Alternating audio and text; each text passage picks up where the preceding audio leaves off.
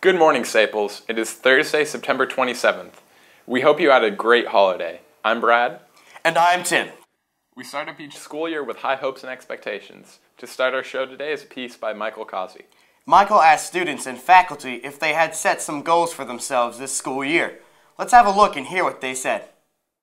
Hey, I'm Mike Cozzi. It's a new year at Staples High School, and I wanted to know what kids have for their new goal this year. Here's what I found out. Our goal is to meet new people. My goal is to have fun. This year is to laugh. Our goal is to become better friends. My goal is to have a great senior year. My goal is to get good grades.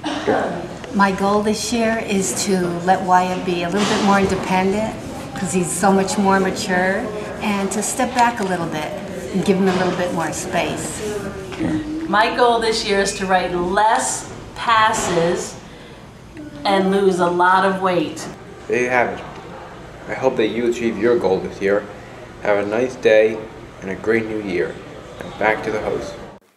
Nice job, Michael. Looks like you got around Staples quite a bit making that piece.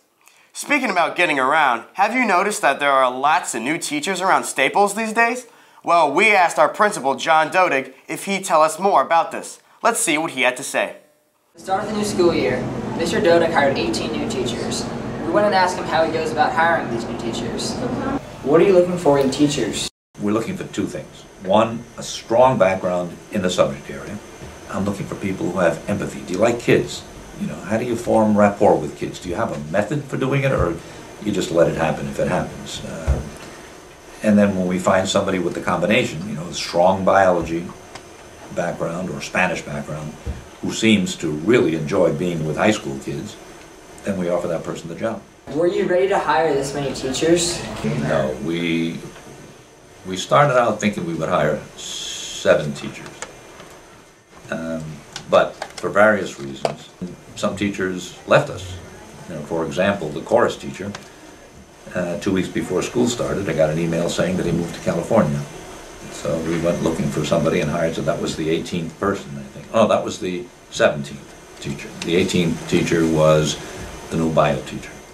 Were you at all concerned about the lack of teachers? Towards the end, we were worried, but we found some really, and the chorus teacher I think is going to be extraordinary, and our new bio teacher is really going to set the place on fire. She is just dynamite. Who wants to work in Westport? Everybody wants to work in Westport. And there you have it, ladies and gentlemen. We'll be back next week with an interview from other teachers. There were 18 new staff members hired this year. Their names and pictures are across from the main office. That's a lot of teachers and a lot of classes they will be teaching. We'll try to have features that introduce you to many of the new members of our community in future shows.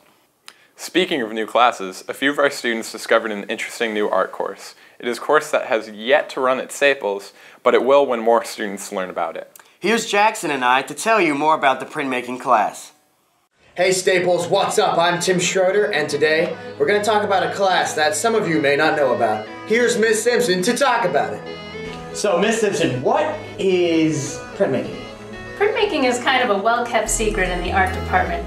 It actually evolved out of the popularity of silkscreen, but ironically silkscreen is just one form of printmaking media. So in this class you get to explore 4 or 5 different kinds of media. In middle school you might have sampled working with linoleum cuts where you put ink on the raised areas with a brayer and you get images like these.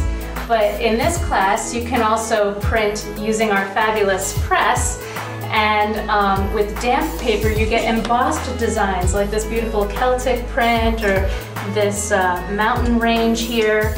We also do wood cuts, which is a lot like linoleum, but you're cutting out of wood and you get images like this that show the nice grain of the media that you're using. And then we have something called intaglio, which is where you use a plate and you incise or scratch out image areas, and then when you ink it, the ink goes into those recessed areas and you print with our wonderful press and you get much more detail. And it's kind of the opposite of the block printing in that the ink is in the recessed areas rather than the raised areas. And finally, we also have monoprints, which is where you use water-soluble crayons draw right on the smooth side of a plastic plate. And you usually can only get 1 or 2 prints out of it, whereas the other media you can make a limitless number of prints, and then you can get this kind of effect where you have multiple colors, different kinds of textures. It's really exciting stuff. Thank you for watching, and see you later. Looks like a very cool art class, Tim. Yeah, the art department certainly creates many beautiful things we see here at Staples. Just look at the great murals throughout the school. Another attractive or stylish thing you see around Staples are some of the outfits our students are wearing. Here's a piece about something we call Project Hallways, Staples style.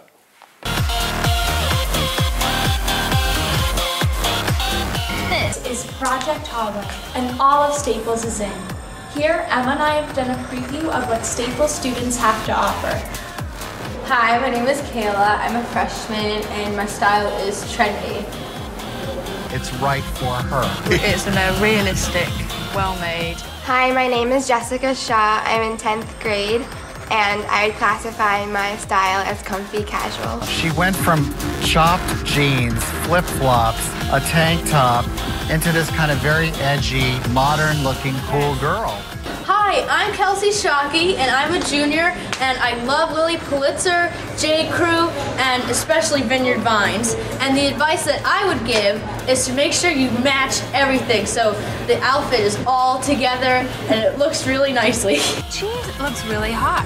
It looked sophisticated. And styled her perfectly from head to toe. She was really confident and she looked super, super happy, and it was really nice to see somebody smiling throughout. It's time for Staples fashionistas to own the hallway. You saw the stylish Kelsey Shockey in that piece. You might want to know that Kelsey will be part of the broadcast team for tonight's girls volleyball game. WWPT and STN have never broadcast a girls volleyball game until tonight. So be sure to tune in tonight to see what Kelsey is sporting and hear her talk about Staples sports. One thing is for sure, she will be fashionable and the team will give 100%. One other trademark of Staples students is the care and support that they show to one another. Last May, Good Morning Staples ran a piece that showed that support that students had for a very ill student, Justin Slosberg. One of our TV production teams recently interviewed Justin to find out how he is doing. Here's Hannah Dickinson with the interview with Justin. Hi, I'm Hannah Dickinson, and I'm here meeting with Justin Slosberg. From first meeting Justin, you'd never be able to guess that less than a year ago he was facing a battle with leukemia. Now in remission, I'm here to talk to him about everything that he's been through. What was it like telling your friends and family? Well, the way I did it was I just posted a status on Facebook, so I didn't have to tell one person and then it would get around wrong. How long were you in the hospital for? I was in the hospital for 3.5 weeks.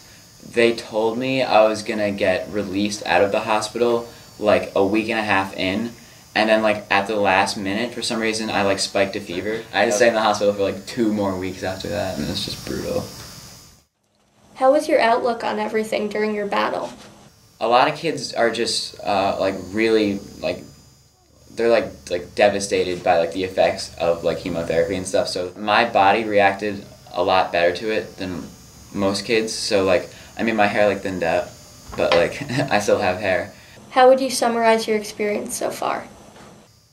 It was definitely a learning experience. So I would never say, oh, I wish it never happened, because that's sort of an ignorant thing to say, because going through something that's harder than what most people go through is it's inspiring. So it's probably made me a better person, I think.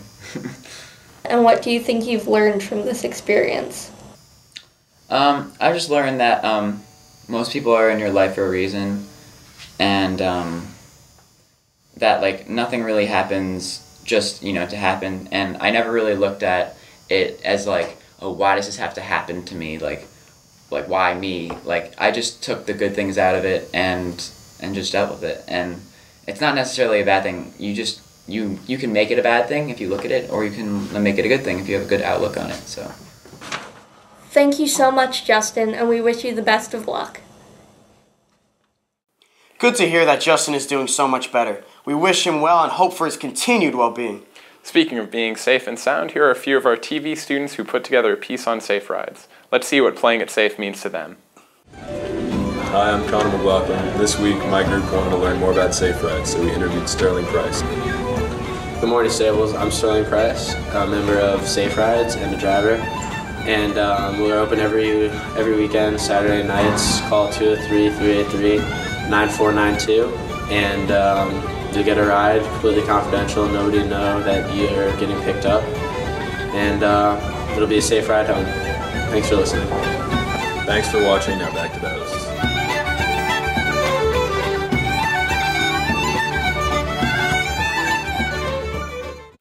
Safe Rides offers Westport teens the opportunity to get out of unsafe or dangerous situations. It is really a great program to know about and to be a part of. Well, it's time for sports. Here are Anna and Doug to give you our sports update.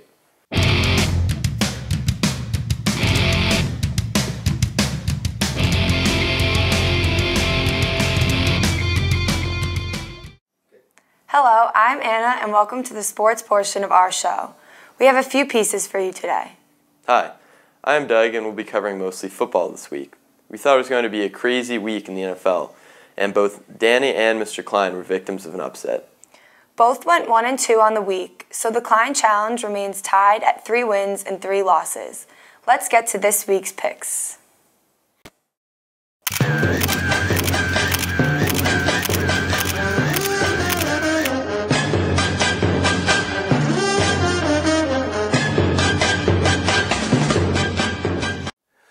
Mr. Klein, I've got some good news and some bad news for you. Let's hear it, Zeets. The good news, the lock of the week worked again. 2-0, lock of the week. The bad news, you got nothing else right, Mr. Klein. Hey, something stinks in here. I think it was my picks from last week, okay? It will get better. Still feeling this out a little bit. Another crazy week in the NFL. Danny's picks. Danny also went 1-2. I was 1-2 last week. He was a Chris Carpenter Miami field goal away from going 0-3. Lots of upsets last week. Steelers lost. Patriots lost. Green Bay lost. Detroit lost. Again, like we said last week, NFL is crazy. You never know what's going to happen. I know what's going to happen this week, though. All right? Because I got a record quarterback to go up against you. Woo! Football player. Bring it on. Let's go. We got touchdown Teddy Coogan over here. Looking forward to seeing what his picks are all about. Teddy, what do you got for me? Well, my first pick is going to be Detroit over Minnesota in a close game at home. My second pick is going to be Houston over Tennessee, even after Tennessee's big win over the Lions last week. My last pick is going to be RG3 in Washington over Tampa Bay in Florida. Okay, Teddy once again took a couple games that I was interested in, so I'm going to go this way. I'm going to go with the red-hot Arizona Cardinals over the Miami Dolphins. I'm going to go with Peyton Manning and the Denver Broncos over the Oakland Raiders. And my lock of the week... Ooh, that's a big lock, all right. Going for 3-0 is the Baltimore Ravens over the Cleveland Browns. Thursday night, watch it. Enjoy all the games for Week 3. See ya! Friday Night Lights, the sequel, was much like Game 1, as the Wreckers stormed past the Central Hilltoppers, 49-6. Here's a look at touchdowns as seen on STN. The announcers are Brendan Burris and Will Cantor. Massey back in the shotgun. Handoff Kelly, fake. Has Zelkwitz behind him. Massey runs. Massey's going to get the first down and more. Jack Massey down the sideline. 20, 15, 10, 5. Touchdown Staples. Jack Massey with a huge run on the fake handoff to Nick Kelly. Had Joey Zelkwitz behind him, but Massey took it himself, and on the 3rd and 5, Staples takes the early lead, 7-0. Massey takes the shotgun. Handoff Joey Zelkwitz, fake.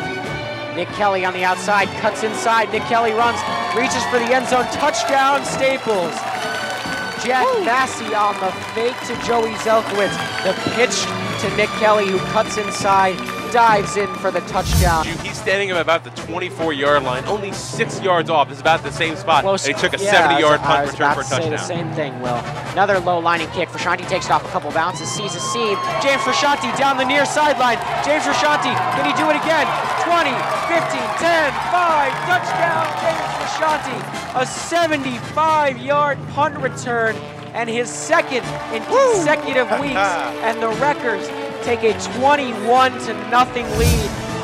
Massey, handoff, Kelly. Kelly is stuffed at, no, pitched out to Zelkowitz. Zelkowitz finds some running room. He is at the 10-5 and will strut into the end zone. Touchdown, Joey Zelkowitz on the pitch from Jack Massey. Massey rolling right. He's got nobody in front of him. Dives for the end zone. Got it. Touchdown, Jack Massey on a quarterback rollout to the right. He will take it himself in to the end zone. Hand off to Kelly. Kelly finds a big hole. Speeding ahead. He's all alone. And he will strut into the end zone. Nick Kelly. Coogan, little three-step drop. Hand off to Lesh. Lesh breaking tackles left and right. Lesh in the open field into the 30, 20, 10, 5, touchdown. Patrick Lesh strutting into the end zone from the 23-yard line. The Rutgers are 2-0 and currently ranked 4th in the state. They take on Brian McMahon under the lights this Friday at 7 o'clock. STN and WWPT will be there live, and we'd love to see you following the game from the Radio WWPT Twitter site.